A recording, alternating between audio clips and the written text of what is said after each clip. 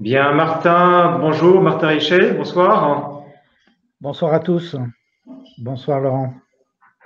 Alors écoutez, on vous a invité ce soir parce que vous avez un parcours professionnel tout à fait étonnant, atypique et j'ai envie de dire assez riche. Vous êtes parti du monde du monde marketing, du monde du conseil, dans un secteur très précis, celui de la haute technologie, donc un secteur en évolution et mutation rapide.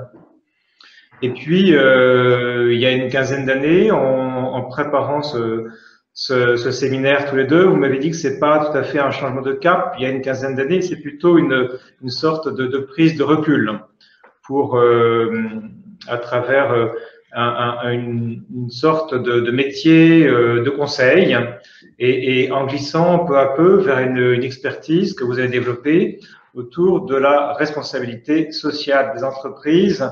Le mot, il y a 15 ans, était lâché la RSE. Aujourd'hui, on pourrait redire ce qu'il en est. Ceci pour parler de votre profil, de votre expérience. Vous êtes bien placé pour discuter avec vous, avec nous, de ce qu'est l'entreprise aujourd'hui dans ce grand mot valise qui est plus qu'un symbole. Quand je parle d'un débat sur l'entreprise, on va en parler ce soir. C'est un débat qui a peut-être 50, 70 ans, peut-être plus. Le débat n'est pas nouveau. Ce qu'il y a de nouveau aujourd'hui, c'est ce terme de raison d'être qui est inscrit dans une loi. Et puis, cette loi qui a quelques mois maintenant, et l'intérêt, c'est aujourd'hui qu'est-ce que les entreprises en ont fait. Et puis, qu'est-ce que certaines n'en ont rien fait, certaines se sont emparées de cet outil qui est à la fois un point de départ pour voir ou faire l'entreprise différemment. Ça veut dire quoi différemment? Ou bien est-ce que c'est un outil euh, un aboutissement et puis on ne pourra pas tellement aller plus loin. On sait bien que dans l'entreprise, les intérêts ne sont pas convergents hein, entre les actionnaires, les financiers, les managers, les salariés et dans tout l'environnement, la société, entre pression financière, pression sociale, pression sociétale. Tout ceci, je pense, Martin, que vous êtes en capacité de vous dire en quoi on peut se saisir de ces termes, de cette chance de définir une raison d'être de l'entreprise, bien sûr, à des conditions assez exigeantes pour, à l'intérieur de cette entreprise, à travers ses différentes parties prenantes. Voilà, je mets votre présentation maintenant. Et puis, je vous donne la parole et nous aurons ensuite une série de questions. Comptez sur nous. Allez-y, Martin, merci. Merci Laurent de cette introduction. Comme vous avez quasiment tout dit, on peut maintenant s'arrêter là et aller boire un coup. Non, plus sérieusement, le titre de ce webinaire, comme on dit maintenant en bon français, l'entreprise à la recherche de sa raison d'être. Bon, ça veut bien dire que les entreprises n'ont pas encore trouvé ou ont su exprimer ou réussi à faire émerger leur raison d'être, mais ça veut dire aussi que l'entreprise n'a toujours pas trouvé aujourd'hui, me semble-t-il, la raison d'être. C'est-à-dire qu'il y a une incompréhension de fond sur ce qu'est ou ce que devrait être la raison d'être, et c'est la thèse que je vais essayer de développer parmi vous, sachant que, si on peut voir le transparent suivant, Laurent, euh, tout ce que je vais vous dire résulte d'un travail que j'ai fait en commun avec Agnès Rambaud du cabinet des enjeux et des hommes. On a associé nos deux cabinets en 2017 pour travailler ensemble sur la raison d'être, donc par éthique professionnelle, même si Agnès n'est pas là ce soir, je voulais évidemment mentionner son cabinet qui est co-auteur de ce que je vais présenter aujourd'hui.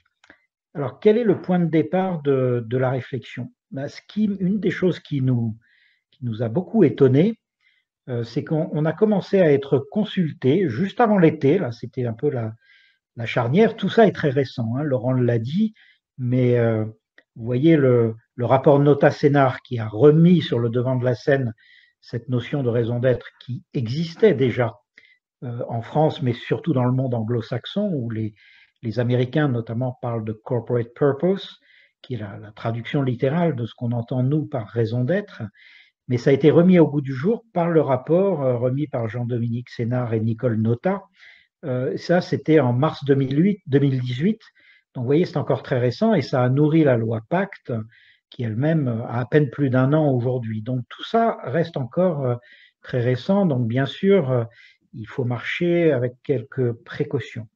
Ce qui nous a étonné, c'est que à partir du mois de mai-juin, on a commencé à être consulté par des entreprises, non pas comme c'est le cas habituellement sur une demande « aidez-nous à exprimer notre raison d'être », mais sur une demande « nous avons exprimé notre raison d'être il y a quelques mois et aujourd'hui nous faisons le constat que ça n'a servi à rien, ça n'imprime pas ou ça n'embraye pas, pour prendre un langage un peu plus mécanique. Et finalement, c'est bien notre conviction à nous qui est que la raison d'être ne devrait pas normalement se limiter à une jolie phrase qui claque dans le vent. Elle a vocation, pour reprendre les termes du rapport Nota-Sénar, à être un guide stratégique pour les activités de l'entreprise, pour la façon dont l'entreprise s'adresse à ses parties prenantes, son marché, bien sûr, ses actionnaires, évidemment, ses collaborateurs, oui, mais également toutes les parties prenantes qui l'entourent.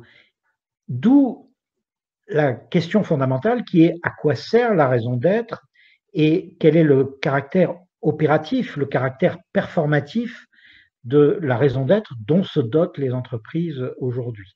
Et c'est la raison pour laquelle nous avons créé le terme avec Agnès, nous avons créé ce terme de raison d'être transformative.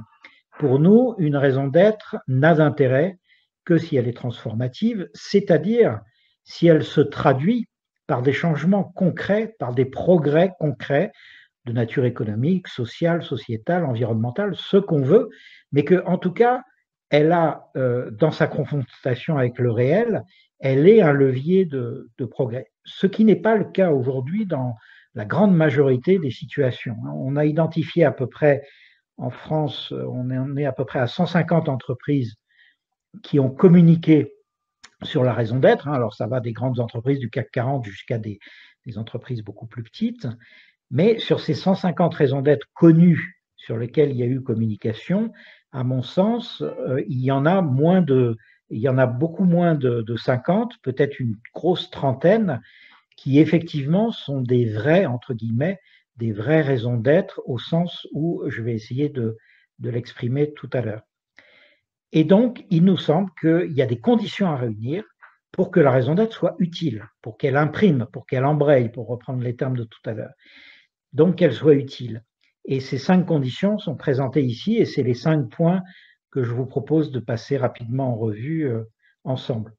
Sachant que ce que je vais vous dire, bon, ça s'appuie à la fois sur un travail théorique que je mène depuis de nombreuses années, notamment je suis assez fortement investi dans un think tank qui s'appelle Terra Nova, dont je suis administrateur, et j'ai présidé en 2016-2017 un groupe de travail qui s'appelle l'entreprise contributive, dans lequel nous avons essayé d'exprimer ce que c'est que l'entreprise de demain, pour nous, notre vision de l'entreprise de demain, c'est-à-dire une entreprise très consciente de ses impacts sociaux, sociétaux, environnementaux, etc., et qui est articulée autour d'une raison d'être. Donc, si ça vous intéresse, vous pouvez trouver ce rapport qui s'appelle l'entreprise contributive sur le site de Terra Nova, tnova.fr.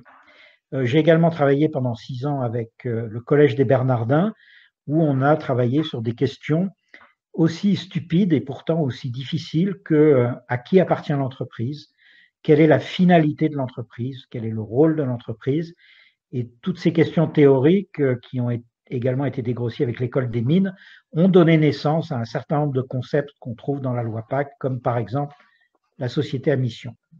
Voilà, donc ça c'est le côté théorique.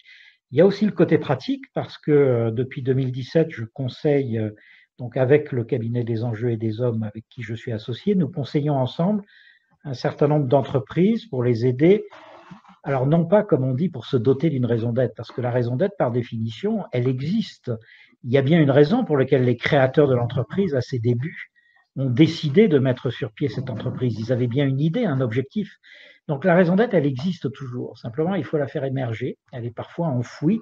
Il faut faire un peu d'archéologie, d'histoire, de retour aux origines. Donc, on conseille à un certain nombre d'entreprises sur cette démarche d'exprimer leur raison d'être, de toute nature et de toute taille. Hein. C'est aussi bien des grandes entreprises comme le groupe La Poste, hein, 220 000 personnes, ou Aéroport de Paris, ou bien dans l'industrie, des gens comme Daher, Nutrition et Santé. Dans les services, les entreprises sociales de l'habitat, le plus gros réseau de logement social, Maison du Monde, ou bien dans la finance, Covivio par exemple. Donc des entreprises très différentes, mais qui ont comme point commun d'avoir une démarche d'essayer d'exprimer aussi collectivement que possible leur raison d'être. D'où la première question, savoir de quoi on parle.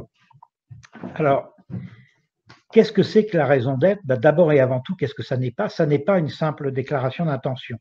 Là, on est allé chercher également des corporate purpose de l'autre côté de l'Atlantique.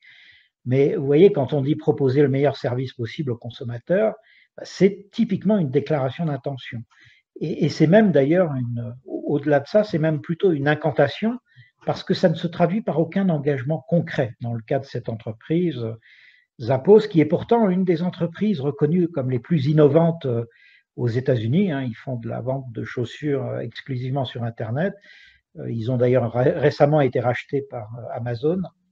Bon, et de la même façon pour Procter & Gamble, hein, qui est là aussi une entreprise qui est censée savoir exprimer ce qu'elle est et ce qu'elle veut être demain. Hein, c'est le plus gros investisseur en publicité au monde.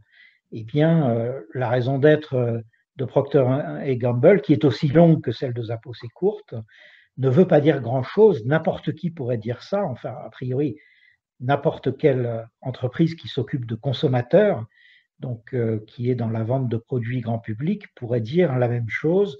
Et là encore, il n'y a aucun engagement qui est associé à cette raison d'être. Et enfin, dernier exemple, cette fois-ci plus français, celui de Crédit Agricole, qui pourrait dire le contraire? Qu'est-ce que cette phrase signifie en termes d'engagement concret? Donc, d'abord, première chose, la raison d'être, ça ne doit pas être une déclaration d'intention. Alors, regardons maintenant dans le cas un peu plus français, deux autres exemples. Hein. Celui de Petit Bateau. Bon, très joli, hein, sa raison d'être. Une phrase très élégante. Effectivement, ils ont été créés en 1893. Ils s'occupent des vêtements d'enfants, donc les générations futures. C'est un très joli slogan. C'est peut-être un bon contenu pour la plateforme de marque. Mais ça n'est pas une raison d'être. Pourquoi? Parce que ça ne parle qu'aux clients. Ça ne parle pas à l'ensemble des parties prenantes. Or, la spécificité de la raison d'être, c'est ça. La raison d'être, elle exprime ce que nous sommes aujourd'hui et ce que nous voulons être demain vis-à-vis de toutes nos grandes familles de parties prenantes. Donc, de nos actionnaires, de nos collaborateurs, de nos clients, de nos partenaires, de nos fournisseurs, etc. Donc, quand vous ne parlez qu'à une seule de votre partie prenante, vous êtes déjà un peu à côté de la plaque.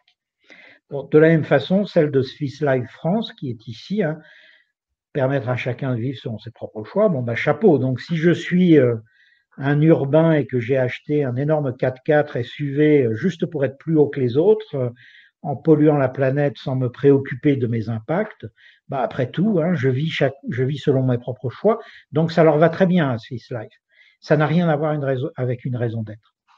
Alors, si on continue un peu plus loin, du coup, le stade où on en est aujourd'hui, c'est le fameux purpose washing, hein, qui, par analogie avec le social washing, donc le blanchiment, hein, pour traduire les choses directement en français. Et on voit ici, on a sélectionné un certain nombre d'articles de la Harvard Business Review, des Échos ou autres.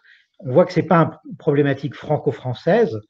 La Harvard Business Review se pose la question à quoi sert la raison d'être, et la conclusion de l'article, c'est pour l'instant à pas grand-chose.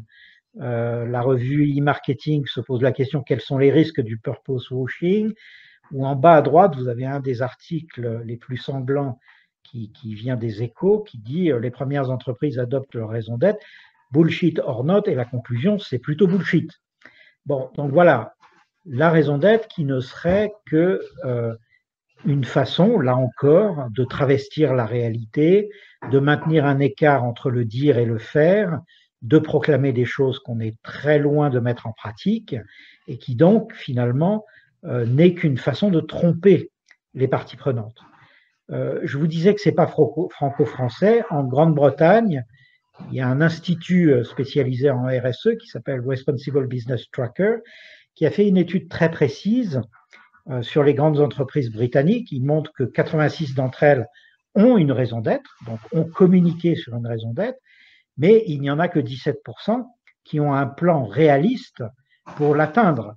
Et donc, dans tous les autres cas, c'est-à-dire la très grande majorité des cas, ça reste une grande phrase, mais il n'y a rien derrière. De la même façon, dans le contexte français, on a fait une étude à l'IFA. Je suis membre de l'Institut français des administrateurs, qui est la maison qui rassemble les administrateurs qui souhaitent réfléchir à ce métier d'administrateur ou à cette fonction d'administrateur. Bon, ben, on en est à 50% des entreprises du CAC 40 qui ont défini et communiqué sur leur raison d'être, mais malheureusement, on est très loin d'avoir des entreprises qui sont allées un peu plus loin dans la démarche en termes de crédibilité et qui ont inscrit leur raison d'être dans leur statut. On pensait cette année, avec la crise sanitaire, et donc tous les efforts de communication qu'ont fait les entreprises pour montrer qu'elles sont utiles socialement, qu'elles fabriquent pas seulement du parfum et des sacs de luxe, mais aussi des respirateurs, et qu'elles sont capables d'amener des masques, etc. Donc, toutes ces entreprises qui se sont précipitées pour montrer qu'elles sont socialement utiles, ben, on pensait qu'un grand nombre d'entre eux allaient inscrire leur raison d'être dans leur statut. Ben, pas du tout. Seules 6 entreprises parmi le FBS 120, c'est-à-dire les 120 plus grandes entreprises cotées en France, seules 6 d'entre elles l'ont fait. Et c'est plutôt des entreprises qui sont publiques ou parapubliques, parce que Bercy leur a demandé de le faire. C'est Orange, EDF, Engie, Française des Jeux, etc. Si on passe au transparent suivant, donc c'est la raison pour laquelle c'est important de revenir sur la définition. Qu'est-ce que c'est qu'une raison d'être? Qu'est-ce que disent les textes? Bon, alors là, malheureusement, le législateur ne nous aide pas beaucoup. Dans le rapport Nota Senar, il y a des choses assez claires qui sont dites, notamment le remplissage de l'objet social et surtout le contrepoint utile aux critères financiers de court terme. Donc, on voit bien que la raison d'être, c'est un guide pour le long terme. Et d'ailleurs, le rapport Nota Senar utilise beaucoup les métaphores de navigation. Ils utilisent le terme de boussole, de guide, etc. De son côté, la loi Pacte ne dit rien dans la loi elle-même. Donc, il faut aller chercher dans l'étude d'impact ou dans l'exposé des motifs des choses, mais on a des définitions qui restent quand même très juridiques. D'où la définition qu'on vous propose, si on peut aller sur le transparent suivant, la contribution que l'entreprise souhaite apporter aujourd'hui et demain aux principaux enjeux. Alors, c'est important effectivement parce que, et là on reprend l'esprit du rapport Nota Senar, la raison d'être, ce n'est pas juste une proclamation, c'est une contribution, c'est-à-dire une explicitation de la façon dont l'entreprise va apporter des solutions. Parce que les entreprises sont un problème, mais les entreprises sont aussi une bonne partie de la solution. Donc elles doivent être mises à contribution. Donc la contribution que l'entreprise souhaite apporter, à quoi? Aux enjeux qui l'entourent, de toute nature, les enjeux économiques, sociaux, sociétaux, environnementaux, en impliquant ses principales parties prenantes. La raison d'être n'a de sens que s'il y a un effet d'écho, un effet renvoi avec les parties prenantes. Faire une raison d'être sans consulter les parties prenantes, sans se poser la question de la réception par les parties prenantes, c'est la même chose que faire une politique RSE sans demander leur avis aux parties prenantes. Ça n'a absolument aucun sens.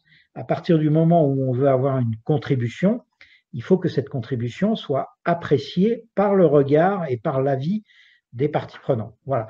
Donc ça, c'est la définition que nous proposons. Elle est fidèle à l'esprit du rapport Nota Senar, mais sur les 150 raisons d'être qui existent aujourd'hui en France, mais il n'y en a qu'une petite cinquantaine qui respectent ce principe de travailler sur la notion de contribution et de partie prenante. Alors, si on passe du coup au slide suivant, on a un deuxième aspect qui est important dans cette idée de savoir de quoi on parle, c'est le quoi. La raison d'être, ça n'est pas ce que nous faisons. Ça serait le what, hein, le quoi. La raison d'être, ça n'est pas la façon dont on le fait, le how. Beaucoup de raisons d'être parlent de la façon dont on fait ses affaires, les valeurs, la façon dont les valeurs s'expriment dans l'entreprise. La raison d'être, c'est autre chose, c'est le why, c'est le pourquoi, c'est la réponse au pourquoi. La raison d'être, ça veut bien dire être capable de répondre à la question pourquoi faisons-nous ce que nous faisons? C'est la réponse au pourquoi, à la contribution, à l'empreinte que nous voulons avoir sur le monde, à la valeur ajoutée que nous voulons donner à nos parties prenantes.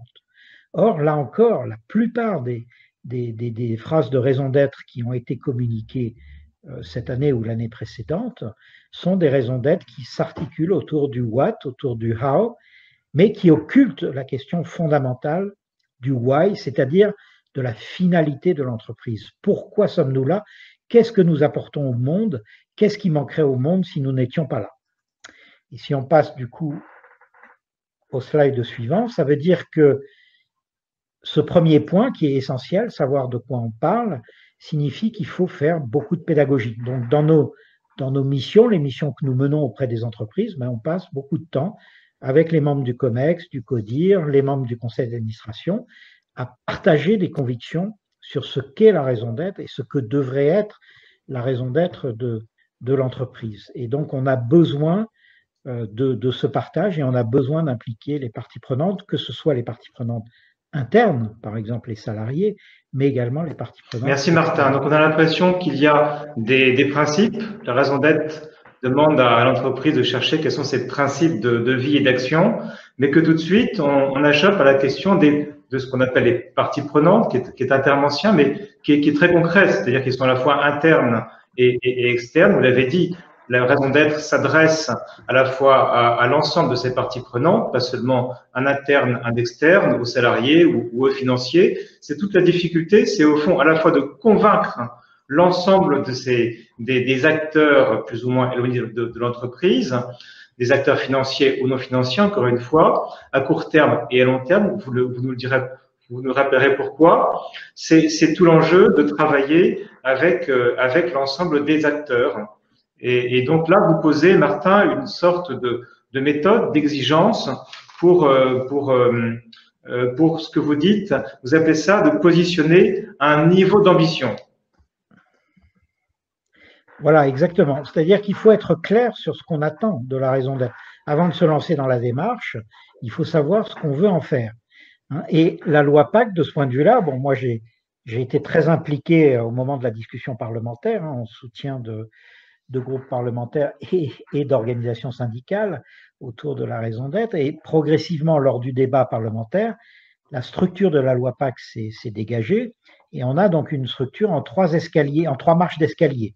La première marche, c'est tout simplement que c'est la réécriture de l'article 1833 du Code civil, donc qui s'applique à toutes les entreprises, et là, c'est pas un choix, ça s'applique, qui indique que désormais la société est gérée dans son intérêt social en prenant en considération les enjeux sociétaux et environnementaux, d'où la raison d'être, puisque la raison d'être, elle va permettre d'expliciter quels sont ces enjeux sociaux et environnementaux qui sont pertinents pour notre entreprise et qu'est-ce qu'on veut y apporter comme réponse.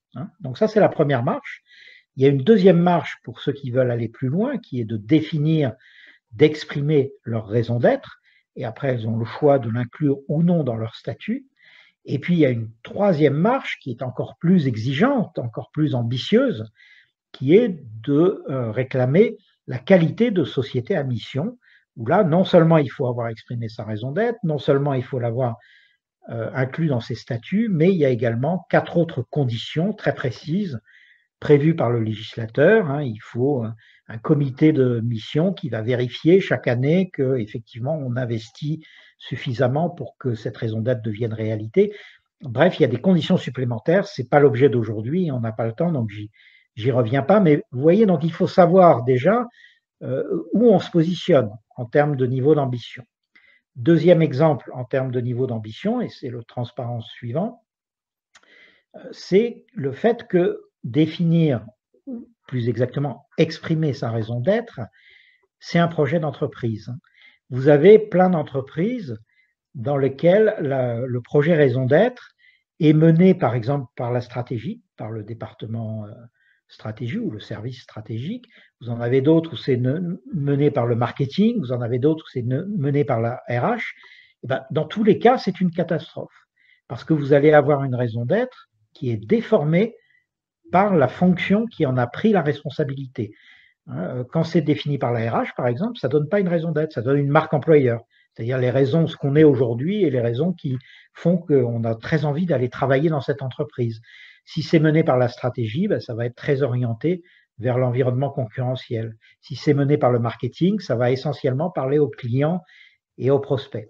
La raison d'être, elle doit mettre tout ce petit monde d'accord. Les RH, les stratèges, les juristes, les gens de la RSE, il faut faire travailler ensemble toutes les fonctions de l'entreprise et la raison d'être surplombe toutes les autres notions. La notion de marque employeur qui est menée par la RH, la notion de mission, de vocation qui sont menées par la stratégie, etc., etc. La notion d'empreinte ou d'impact sociétal qui est menée par la RSE. La raison d'être, elle surplombe tout ça, elle est au-dessus et elle doit mettre tout le monde d'accord, donc c'est une synthèse, si vous voulez. Alors, on peut aller sur le slide suivant. Et finalement, en termes de niveau d'ambition, il faut bien comprendre que la raison d'être, là encore, ce n'est pas une simple formule, ce n'est pas une déclaration d'intention, c'est une véritable boussole pour la gouvernance. Donc, par exemple, on a mis le cas de Solvay ici, c'est un bon exemple.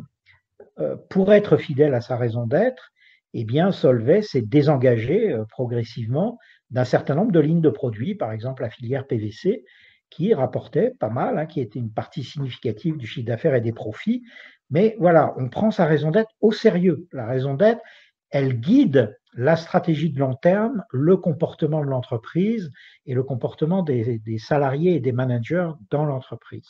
Voilà, donc ça, c'est le niveau d'ambition. Il faut en débattre dans l'entreprise et il faut être clair. Et à notre sens, les organisations syndicales ont toute leur place dans ce débat et doivent y prendre place, que ce soit au sein du conseil d'administration, par l'intermédiaire des administrateurs salariés, ou que ce soit au sein des IRP, des institutions représentatives du personnel, et notamment du CSE, sur lequel nous, on invite les représentants des salariés à susciter le débat sur cette question. Voilà, si on passe au slide suivant, donc il faut impliquer la gouvernance, c'est extrêmement important, hein, parce qu'il y a des entreprises pour lesquelles le conseil d'administration est peu impliqué dans la réflexion, alors que la loi Pacte donne au conseil d'administration l'initiative d'exprimer la raison d'être. Il faut également, c'est ce que nous suggérons, nous travailler sur plusieurs hypothèses, plus ou moins exigeantes, plus ou moins ambitieuses, et ça sera au COMEX, au CODIR, au conseil d'administration de choisir le niveau d'ambition. Et puis, il faut s'appuyer sur le patrimoine RSE. On n'a pas trop le temps, mais évidemment, quand la RSE a bien fait son métier, on ne part pas de zéro et il y a déjà beaucoup de choses sur lesquelles on peut s'appuyer pour exprimer la raison d'être. Voilà, donc ça, c'est la deuxième condition pour avoir une raison d'être transformative, c'est-à-dire une raison d'être qui embraye, qui imprime et qui génère du progrès sociétal et économique. Alors, la troisième raison, je vais vite, hein, parce que le monde est très mal fait, on n'a malheureusement pas beaucoup de temps. La troisième condition à réunir pour une RSE, pour une raison d'être transformative, c'est d'embarquer les parties prenantes. Et là, honnêtement, relativement peu d'entreprises l'ont fait, ou en tout cas l'ont fait sérieusement. Nous, on exige systématiquement auprès de nos clients que cet embarquement des parties prenantes soit fait, sinon pour nous, la démarche n'a pas de sens. Je le disais en introduction. Alors, je prends l'exemple de Michelin. Michelin a une raison d'être qui est presque un peu bêta, je dirais, hein, sans vouloir être méchant, mais offrir à chacun une meilleure façon d'avancer, franchement, c'est pas forcément terrible. N'importe quel acteur de la mobilité pourrait dire ça.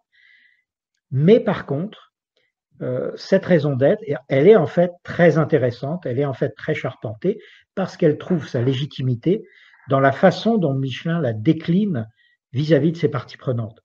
Donc, une raison d'être, pour nous, ce n'est pas juste une phrase, c'est être capable de donner sa signification pour chacune des grandes parties prenantes. Donc, par exemple, ben Michelin est capable d'expliquer qu'ils sont en train de faire pivoter leur modèle d'affaires, hein, c'est-à-dire autrefois on vendait des pneus, bon, et c'est toujours le cas hein, encore aujourd'hui pour l'essentiel, mais pour une partie de sa clientèle professionnelle, hein, les grandes entreprises de transport routier, Michelin a commencé à vendre non pas seulement des pneus, mais à vendre des kilomètres parcourus. Ben, quand vous vendez des kilomètres parcourus, vous avez intérêt à ce que le pneu dure le plus longtemps possible, contrairement au business model précédent où vous vendez un pneu, là vous avez intérêt à ce qu'il s'use pour que le client revienne.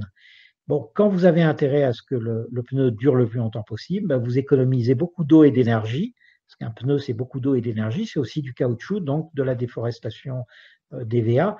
Bref, vous êtes utile pour la planète, hein, mais vous êtes aussi utile quand vous dites offrir à chacun une meilleure façon d'avancer, aux collaborateurs, parce que bah, chez Michelin, on peut faire toute sa carrière hein, chez Michelin, parce que voilà, on a des représentants ressources humaines de proximité qui co-construisent les carrières professionnelles avec les salariés. Bref, cette formule, offrir à chacun une meilleure façon d'avancer, ça n'est pas qu'une formule parce qu'on sait dire ce que ça signifie concrètement pour chacune. Et justement, Martin, quel lien faites-vous? Il y a une question entre raison d'être et RSE. Est-ce que la raison vient repositionner la RSE différemment? Vous parlez ou bien est-ce qu'elle accompagne les transformations de l'entreprise? Vous dites que Michelin maintenant vend du service, hein, par exemple comme un constructeur automobile a pour raison d'être, entre guillemets, non pas fabriquer mais vendre des voitures. Hein. Alors, la raison d'être et la RSE, c'est deux choses différentes, mais qui ne sont pas sans lien, évidemment. Moi, ce que je dis, c'est que la raison d'être, c'est l'ossature de la RSE. C'est ce qui permet de vertébrer la RSE. On a une politique RSE qui est faite de beaucoup d'actions. On a nos actions vis-à-vis de l'environnement, on a nos actions vis-à-vis des collaborateurs, on a nos actions RSE vis-à-vis des territoires, etc. Et la raison d'être, c'est ce qui permet de donner une ossature, un sens, une direction, qui permettent d'articuler en fait les différentes pièces qui composent la RSE. On peut faire sa RSE avant de faire sa raison d'être ou inversement. Quand on définit la raison d'être dans une entreprise qui a déjà une RSE solide, ben évidemment, on ne part pas de rien et on plonge dans le patrimoine RSE, pour reprendre le terme que je citais tout à l'heure, pour nourrir la raison d'être et inversement. Donc, si vous voulez, ça a beaucoup de liens, mais ça reste quand même deux concepts différents. La raison d'être, c'est plutôt une conviction. C'est ce que nous pensons être aujourd'hui et ce que nous voulons être demain. La RSE, c'est plutôt une politique ou un ensemble de politiques. Mais évidemment, ce n'est pas sans lien. Alors, si on va sur le transparent suivant, donc on peut rappeler que, ben justement, en termes d'engagement, donc ça c'est la quatrième condition hein, sur la RSE, la raison d'être transformative, c'est est-ce qu'on est ou non capable de formuler des engagements hein, parce qu'une raison d'être, c'est pas juste une belle phrase. Donc ce qui est important, c'est pas la raison d'être elle-même. Ce qui est important, c'est sa déclinaison pour chacune des familles de parties prenantes, c'est ce qu'on vient de voir à l'instant, les éléments de preuve qui balisent le chemin, les engagements que l'entreprise prend pour concrétiser sa raison d'être, et les indicateurs dont elle se dote pour suivre son avancement. Et tout ça, c'est ce que nous appelons le cahier de raison d'être, qui est un petit document dans lequel on indique non seulement la raison d'être, la jolie phrase ou le paragraphe, mais tous ces éléments-là. Et si vous voulez en voir un exemple concret, l'exemple le plus abouti que je connaisse, c'est celui de Veolia. On n'a pas le temps de détailler, mais vous pouvez le trouver facilement sur Internet. J'ai mis le lien sur le slide précédent. C'est un document de 6 pages qui donne justement, qui va de la phrase de raison d'être jusqu'aux indicateurs qui permettent de suivre les engagements, qui étayent la raison d'être. Voilà. Donc si on va au slide. Il y aura aussi une question très précise sur Groupama, mais on pourrait discuter aussi de l'ensemble parmi la trentaine d'entreprises, quelles sont celles, comment est-ce que vous les. Est-ce qu'il y a des secteurs particuliers? Comment est-ce que vous les jugez? Et puis, est-ce que la raison d'être peut toucher également une petite, voire une TPE? Et puis, quid du monde associatif et du monde social? Ok. Alors, le monde, disons, de l'ESS, les entreprises sociales et solidaires ou de l'associatif, effectivement, ben, il est bien résumé par l'exemple de la Maïf, hein, qui est à notre sens, une raison d'être très intéressante, convaincu que l'attention sincère portée à l'autre. Vous voyez, là, on est plutôt dans le comment. Si je reprends ma pyramide, le quoi, le comment, le pourquoi, on est plutôt dans le comment. Mais c'est dans les engagements, c'est parce que la Maïf a eu le souci de définir des engagements très concrets, c'est plutôt dans les engagements qu'on va trouver la réponse au pourquoi de la raison d'être. Grandes et petites entreprises, oui, aussi bien le groupe La Poste de 120 000 personnes que des entreprises beaucoup plus petites peuvent définir une raison d'être et une raison d'être solide qui est accompagnée d'engagement. La taille joue assez peu. Elle joue évidemment sur la complexité et donc la difficulté de la démarche, mais elle ne joue pas sur la qualité de la démarche. Voilà, si on prend le slide suivant, un autre exemple intéressant qui est celui de Danone, qui s'est transformé en entreprise à mission, en société à mission, pour reprendre le terme légal. Bon, là aussi, Danone a fait l'effort de définir un certain nombre d'engagements assez précis. Danone est une des 2 seules entreprises que je connaisse qui a défini un budget associé à sa raison d'être. C'est-à-dire, ils savent dire, voilà, sur les 5 ans qui viennent, voilà le montant d'argent qu'on consacre chaque année à la réalisation de notre raison d'être.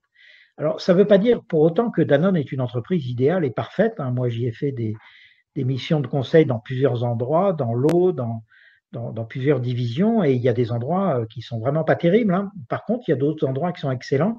Donc, comme toujours dans les grandes entreprises, il y a un peu de tout, mais ce qui est intéressant, c'est la capacité de cette raison d'être à entraîner, à articuler les efforts et à faire en sorte que chacun ait un référentiel auquel se référer.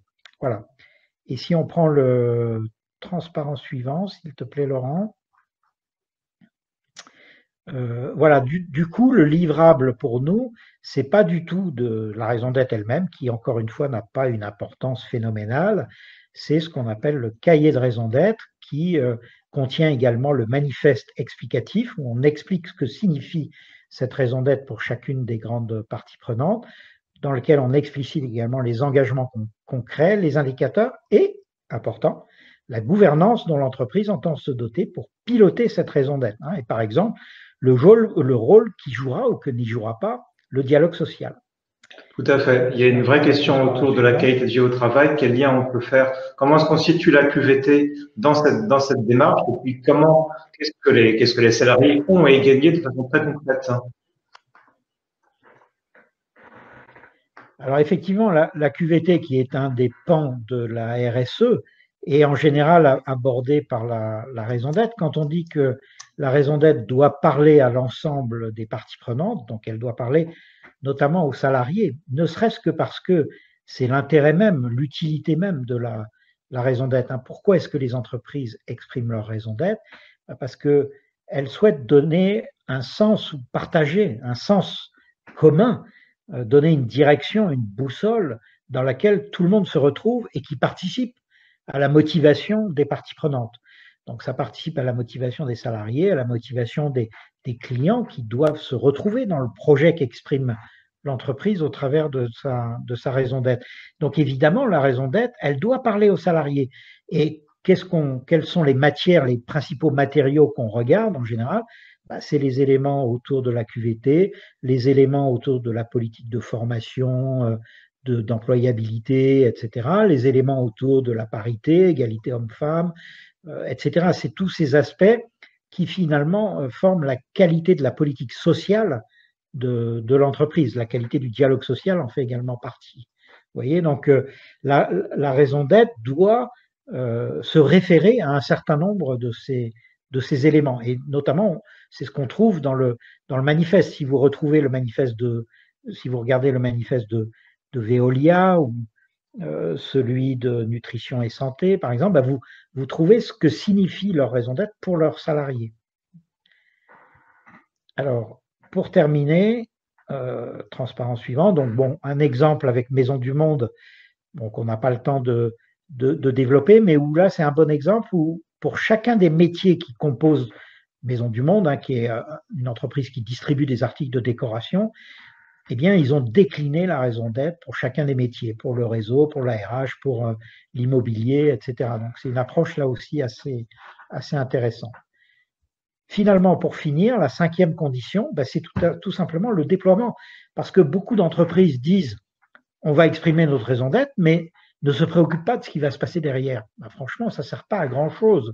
S'il s'agit juste de publier un joli communiqué de presse pour dire quelle est notre raison d'être, ça n'a aucun sens. Par contre, ce qui est important, c'est ce qu'on va en faire de cette raison d'être. C'est comment on va la décliner ensuite, d'où la phase importante du déploiement. Et là, ben, on n'est pas rendu, c'est pas facile parce que effectivement, on a peu le réflexe dans les entreprises françaises. C'est un peu le management à la française qui a assez peu le réflexe d'être collaboratif, d'être participatif et donc de mettre les salariés dans le jeu. Donc pour nous, c'est très important de se préoccuper du déploiement dès l'origine du projet et pas seulement à la fin du projet. Voilà, slide suivant. Bon, donc pour ça, il faut faire de la communication interne, de la sensibilisation, de l'animation, etc. Et bon, là aussi, si on avait plus de temps, on pourrait parler d'exemples concrets. Alors finalement, pour conclure, comme le temps tourne très vite, la démarche, on l'a mis ici sur 6 mois, qui est un peu le temps moyen que représente la démarche à notre sens. Hein. Ça peut être plus court pour une entreprise très simple et petite, par exemple, et ça peut être plus long pour une entreprise complexe, multinationale, etc.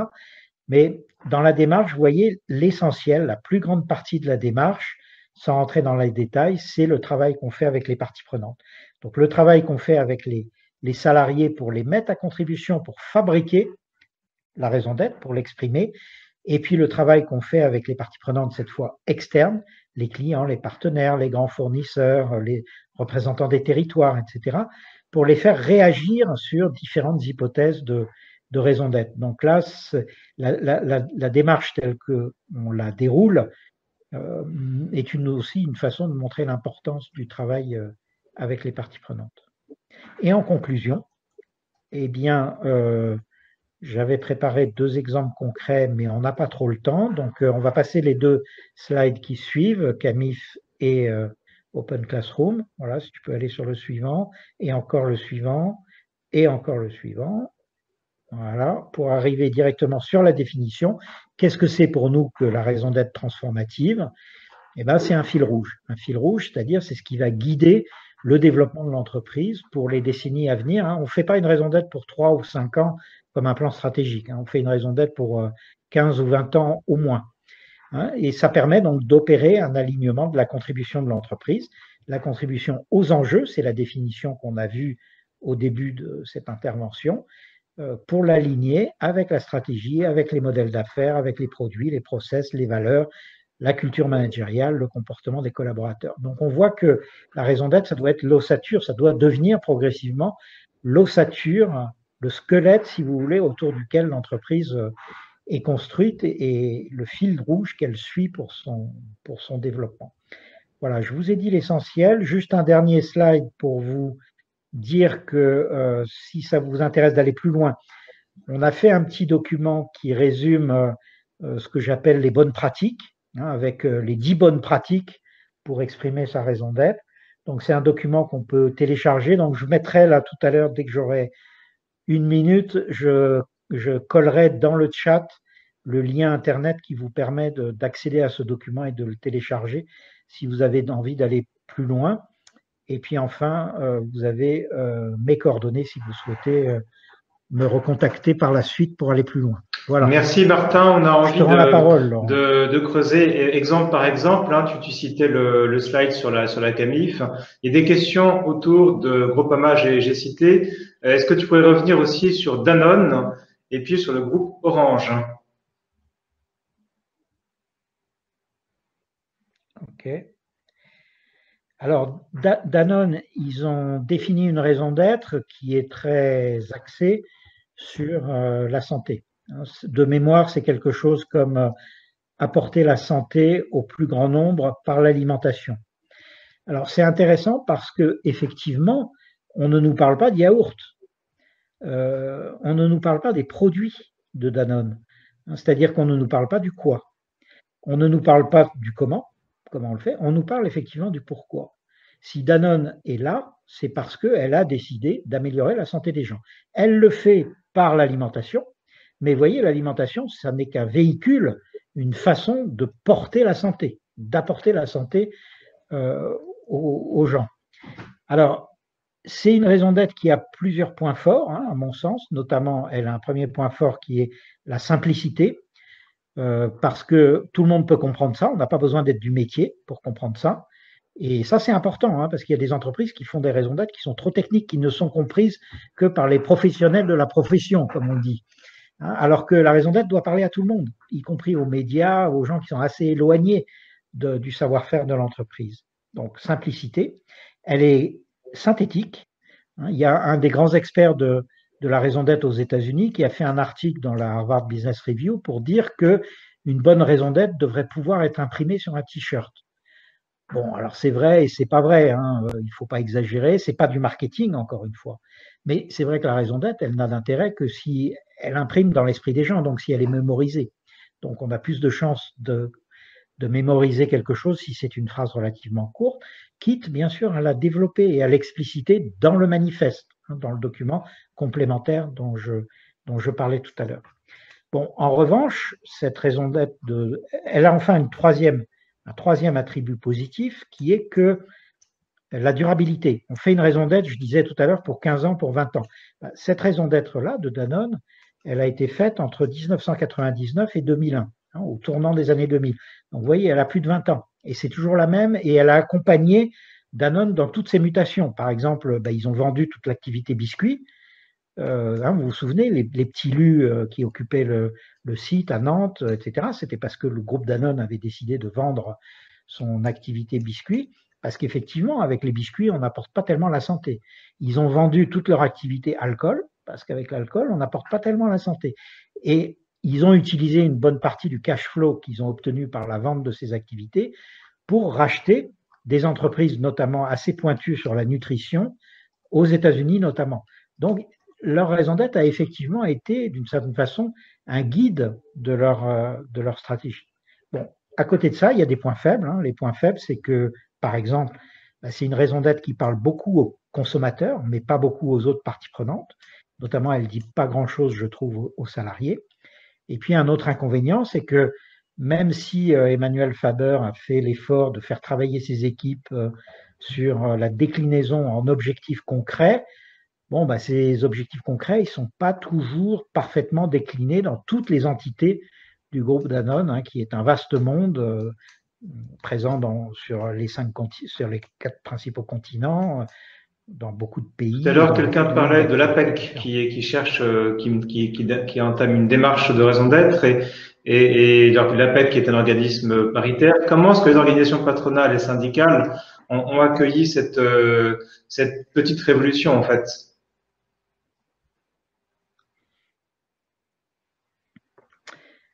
Oui, alors de façon inégale, on va dire. Hein. Si on prend l'exemple du MEDEF, par exemple,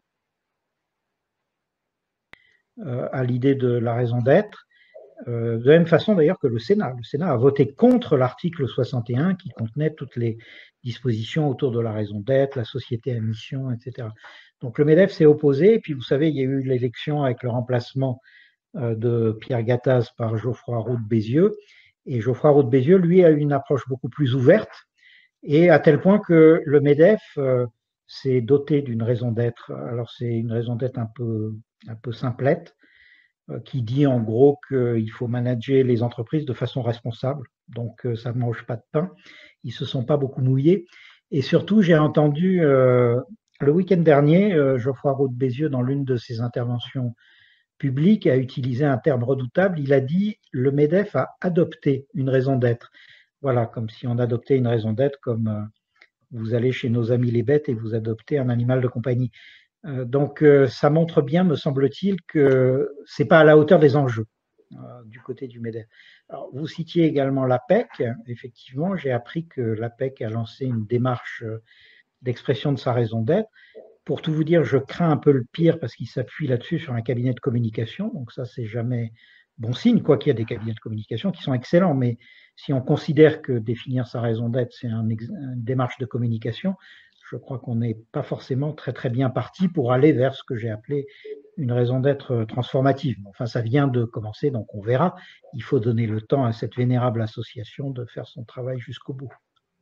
Quand vous dites une raison d'être transformative, c'est la démarche elle-même de le rapport Nota-Sénard dit que c'est une démarche qui doit durer au moins 3 à 6 mois.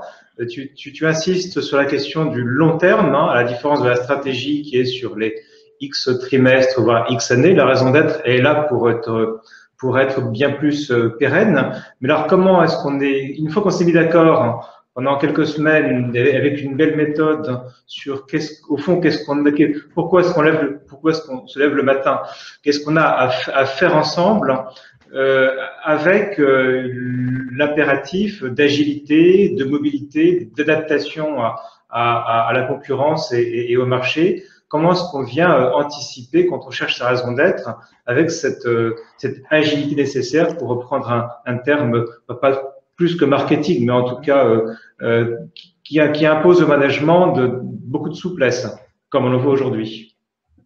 Alors, effectivement, hein, tu as dit l'essentiel. D'abord, le long terme, effectivement. Un plan stratégique, aujourd'hui, dans la plupart des entreprises, c'était 5 ans il y a encore quelques années, on est plutôt autour de 3 ans maintenant, et de plus en plus d'entreprises se mettent à faire des plans stratégiques à 2 ans glissants. Donc, on voit que la notion de long terme se perd un peu, hein, et c'est la même chose d'ailleurs pour la France. On l'a vu avec le débat qui a eu lieu à l'occasion de la renaissance du commissariat au plan confié à M. Bayrou, où il y a eu pas mal de débats sur les avantages et les inconvénients d'avoir un plan. Qu'est-ce que ça veut dire qu'un plan? À quel horizon doit-il être construit, etc. Alors, deuxième chose, donc la raison d'être, c'est effectivement un guide sur le long terme. C'est la boussole, c'est le phare, l'étoile polaire, pour reprendre un autre terme du rapport Nota-Sénard. Donc, c'est ce qui permet de donner le cap, si tu veux. Au-delà de donner le cap sur le long terme, au-delà des soubresauts des marchés, des soubresauts de tout ce qui peut arriver. Tiens, une crise sanitaire. Ah, et c'est la plus grosse crise sanitaire qu'on ait jamais eue depuis la peste de 1432. Bon, et ben malgré ça, la raison d'être, elle donne le cap, c'est-à-dire qu'est-ce que cette entreprise veut apporter au monde, qu'est-ce qu'elle veut faire. Donc le long terme.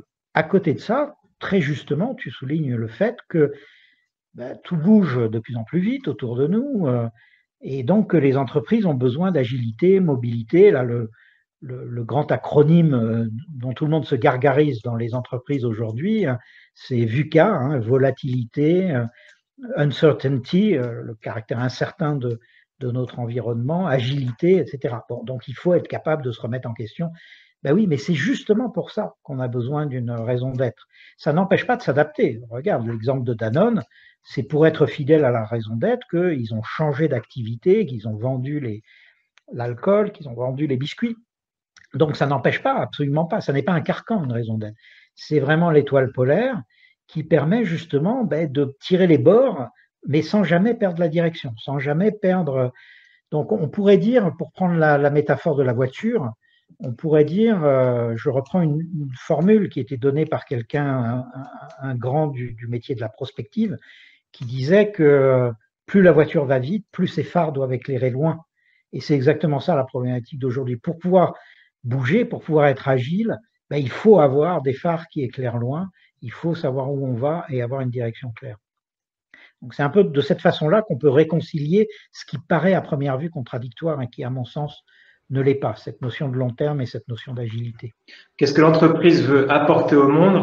Peut-on résumer de façon assez naïve, mais assez belle? Il y a une question autour du public. C'est une affirmation au sein du grand public. Donc, tout d'un coup, l'entreprise s'expose dans un espace démocratique, presque. Elle s'expose à une contestation, à une critique citoyenne, hein, à l'extérieur de...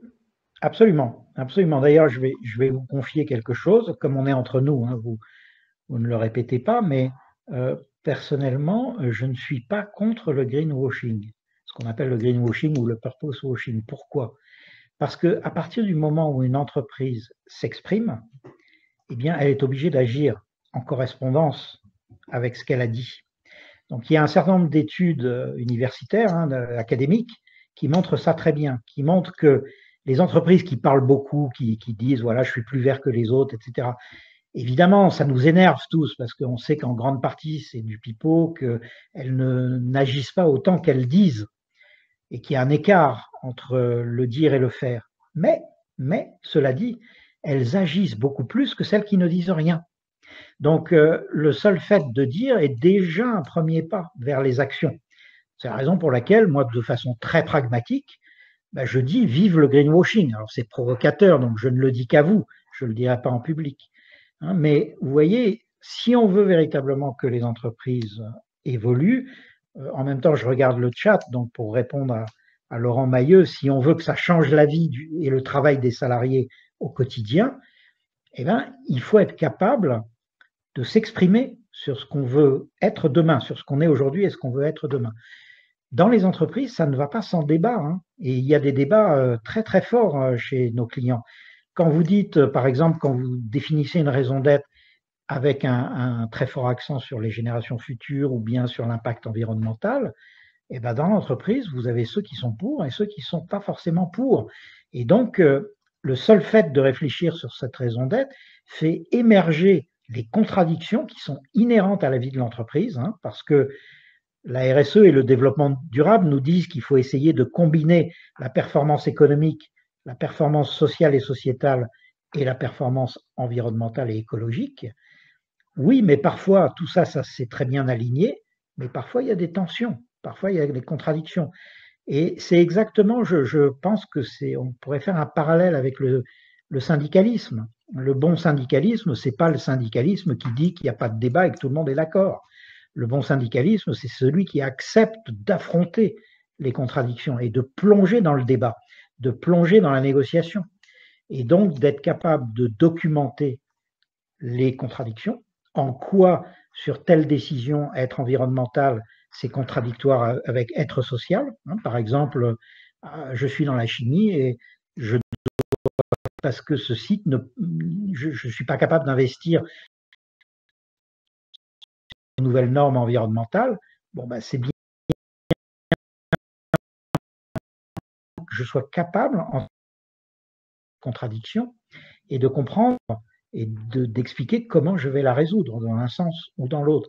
Donc la raison d'être soulève toutes ces contradictions, soulève toutes ces tensions entre objectifs. Et c'est comme ça qu'elle change la vie et le travail des salariés, parce qu'elle oblige à traiter ces questions-là, qui souvent seront laissées sous le tapis. C'est pour ça que j'invite, moi, tous les salariés intéressés par cette approche à soulever la question de la raison d'être. Est-ce que notre entreprise va travailler sur le sujet et comment? Avec quel niveau d'ambition? Parce que c'est effectivement une démarche qui est très intéressante et très utile pour lever ces contradictions et inciter les entreprises à donner leur ambition pour l'avenir, à donner leur ambition pour ce qu'elles veulent apporter au monde. Merci. Je relève des questions et des remarques autour du monde syndical et de la responsabilité, de la raison d'être des espaces syndicaux, et même des confédérations. Tu pourras y revenir. Et puis le lien avec puisque tu parles de débat interne, on est tout à fait dans le droit d'expression, dans le jusqu'où est-ce que la raison d'être va redynamiser 20 ans après les questions du temps de temps et de temps de travail et de partage de temps de travail, 7 ans après les débats sur la QVT, est-ce que la raison d'être va peut-être relancer les questions d'organisation du travail, enfin le débat sur l'organisation de l'activité? Effectivement, on est tout à fait dans le sujet.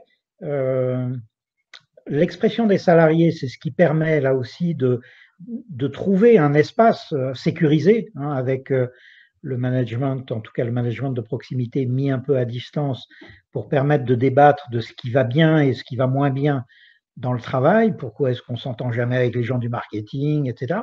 Bon, et donc on sait que l'équipe de Yves Clos, ce qui est l'expérience à Renault Flin et d'autres choses, ont montré le côté extrêmement positif et générateur de progrès de ce type d'approche. Alors la raison d'être, elle est plus à long terme que ce type de débat, mais elle n'est pas étrangère non plus, parce qu'en fonction de l'ambition qu'on se donne, et notamment l'ambition vis-à-vis de la partie prenante salariée, ça va changer radicalement les données de l'équation de l'entreprise. Donc c'est effectivement, à mon sens, un aspect extrêmement important de la raison d'être. Je m'aperçois que j'ai oublié de faire ce que j'avais dit tout à l'heure, c'est-à-dire de télécharger, enfin de coller le lien qui vous permet, si vous le souhaitez, de télécharger la brochure des bonnes pratiques. Donc, je le fais à l'instant pour que vous puissiez le copier-coller si vous le souhaitez. Voilà, c'est fait. Vous avez dû le voir apparaître dans le fil, Bien, dans le fil du chat. Très bien, merci, merci à Laurent, et toi, merci à tous de merci à votre chacun. attention.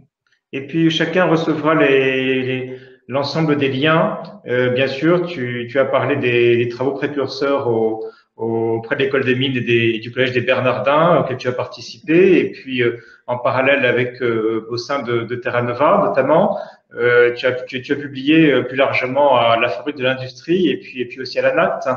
Et je pense qu'on a mieux saisi l'intérêt de la cohérence entre ces sujets et l'entreprise cherchant à la raison d'être, c'est le faisant avec l'ensemble de ses parties prenantes. Absolument, c'est exactement ça. Donc, merci à vous de vous être prêté à l'exercice et je m'aperçois que ça aurait été vraiment super si on avait 1 heure de plus pour traiter toutes les questions. Mais voilà, le temps nous est compté, le monde est injuste. Merci Martin, bonsoir à tous. Au revoir.